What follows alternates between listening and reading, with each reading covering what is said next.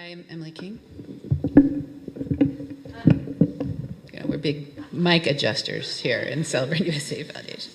I was too late to call this something, but what I'm going to call it is Bridging the Language Barrier with Poetry, How to Create Bilingual, Trilingual, or Multilingual Ceremonies to Celebrate Cultures and Include the In-Laws.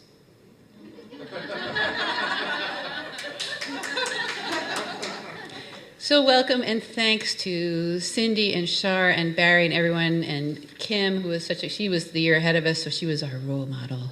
We watched her very carefully, and all the great people at Celebrate USA Foundation, Priya and everybody, for allowing me to be part of this and part of the change in a lot of other people's lives, hopefully for the better. I've lived in 4 countries. I went to the College for the Deaf in Washington, D.C. as a hearing student. I know how it feels to live someplace and be on the outside and misunderstood or even better, ridiculed for the way you speak. I was a linguistics student in college. I studied 7 languages. I always loved poetry. I used to write it. Everybody used to write it, but I used to sing songs in lots of different languages. I was a trained operatic singer. In one of my incarnations, I was an editor at RCA Victor, and we translated everything into 4 languages, and I ended up translating opera librettos and the lyrics to songs by Brahms and Mozart and that sort of thing. So I kept my languages going, and it was always in verse, which was a surprise to me. So now I work in a school as a school secretary, where the kids could speak any one of 37 different languages at home in New York City. New York City has become a marriage magnet to people all over the world, because you can come from anywhere and get married in New York. They don't care. There's no residency period. There's no blood test. You got 24 hours to spare. Go and get your license and get married. So as a person who I have some languages in my back pocket. I can speak German and French and Spanish and some Italian. It's sort of been a good little thing for me as being a celebrant to say, okay, well, I can do this too. But what's interesting is now it's becoming more and more the kind of thing, that's why people call me. Because I would say I'm an omni-denominational minister. I must be a minister in New York City. I must have a congregation. And I have, as an ex-Catholic, I have no interest in organized religion whatsoever. And but what I found is a lot of my weddings are interfaith. And interfaith means interculture. And a lot of language is a lot of culture, and vice versa. I mean, when you talk to somebody whose heart is speaking in a different language, you have to make that leap to try and understand what their heart is saying. So in my spiel to my couples, I try to encourage them to bring as much as they can of the religion that they were brought up in, if they want to, and definitely the culture and language that they were brought up in, if they would like to. And especially because often the older members of the family may not speak English.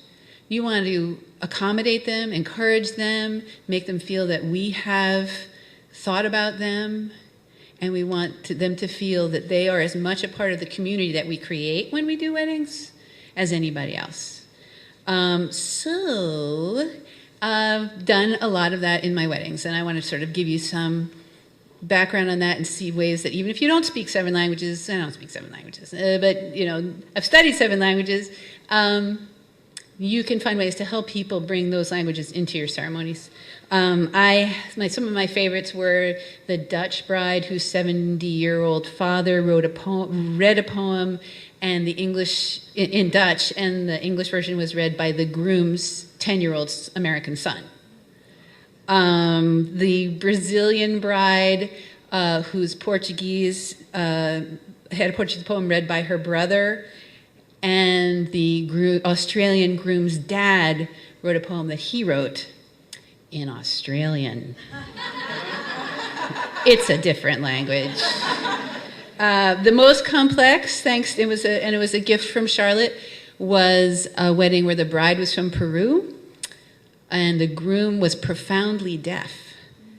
He was from New Jersey, but he's profoundly deaf, and this is his second marriage, and so the bride's brother read St. Paul's letter to the Corinthians in Spanish in chunks, and then the 3 adult children of the deaf groom read the English in chunks, and there was a sign language translator standing right there so the groom could understand what was going on. So we had 3 languages going on at the same time, which thrilled me to death, I have to say. So this is how everyone can do this. Think about allowing or helping the couple to translate texts that they care about. They say, is there a writer that you love? Is there something you grew up with? When you think about getting married, if you want to hear this thing, doesn't matter if it's not in English. You pick it out. We'll get it translated. I have now got in German and French and Italian and Spanish. If you want to just email me and I'll give it to you. The wordings of the vows, the asking, ring ceremony, and welcome. And if that's there in that other language, even if it's English in that, or you have somebody else read it if you don't read those languages, it's just enough to make people feel included. And I think it's also very important, especially the vows and the rings, if you have people coming from 2 different languages, that the person saying their vows in the language of their heart.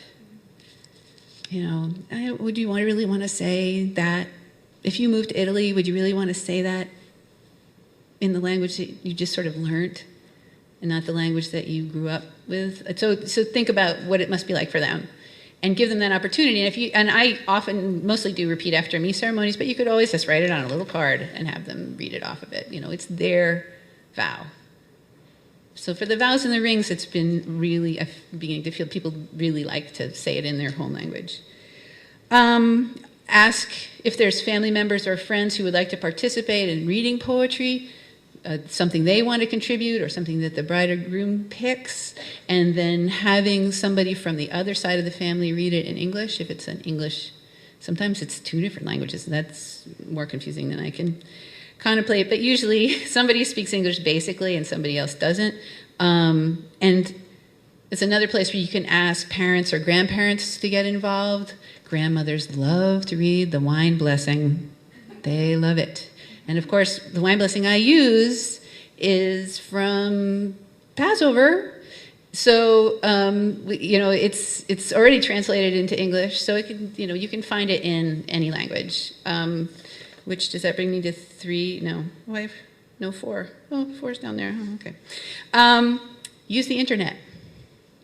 There are web resources, incredible resources. The Bible is in 147 different dialects and languages, and it's organized so you can find, if you know that you want Luke 2, verse 5, it's there. You don't have to read through the whole thing. So have that at your fingertips to be able to say, and of course I constantly use St. Paul, because it doesn't mention Jesus. I have to say that's one of my, I can talk about Jesus, but for the most part, I personally don't think St. Paul wrote it. I think he stole it from somebody else because it's not proselytizing at all. It's just about love. It's about love and maturity and seeing things differently as an adult than you did as a child.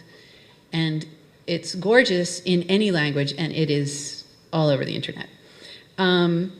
It's also a way to help reassure elders and believers in organized religion that yes, this in fact is a marriage, is a wedding, and I talk about the sacredness of this circle of people who love you creates a sacred space for this ceremony, but they do feel reassured when they hear something scriptural that they recognize.